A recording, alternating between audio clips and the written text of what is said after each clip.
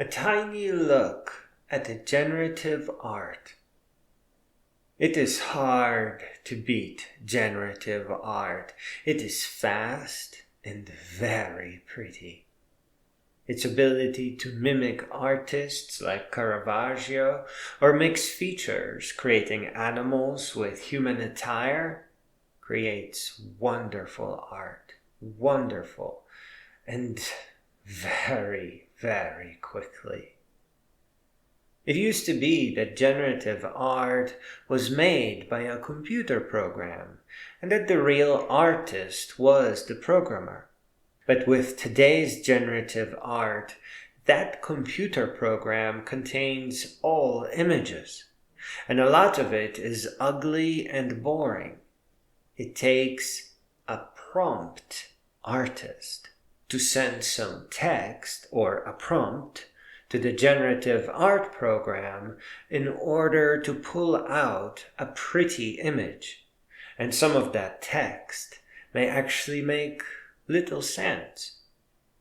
The text is called a prompt, as in you are prompting a machine to create something interesting. Even though prompts can be guessed and mostly back-engineered, they are like sub-programs, making these new artists a kind of a programmer. They are the art behind the final image. The prompts will only get more complex, more unique, and more recognizable. Prompt artists will gain recognition for how magical their prompt and beautiful the outcome. As to the ordinary artists, they will go on. They will continue doing what they enjoy doing, but also have the option of using their art skills for generative art purposes.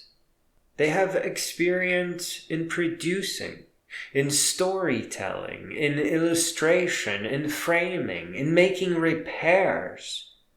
They can easily look beyond simple prompting and may update illustrations in classic books, for example, fixing little errors introduced by the generative art program by hand, and very quickly so. Though tools to replace broken parts of a generated image do exist, manual painting is still the fastest way. It is still something that generative art creators should probably learn. Overall, a work of art is a complete, standalone, and finished product. And whether it is created with a brush or a text prompt, it is still art. And that generative art is so much faster does not mean that the manual artist was somehow beat. It means that more complex artworks are now possible. Re-illustrating classical books with more fascinating art is a good example of that.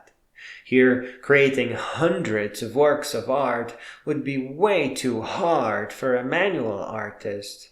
But now, with the use of generative art and lots of manual fixing, it is now well within their reach. We have just witnessed generative art, which used to create dorky lines and dots, come of age.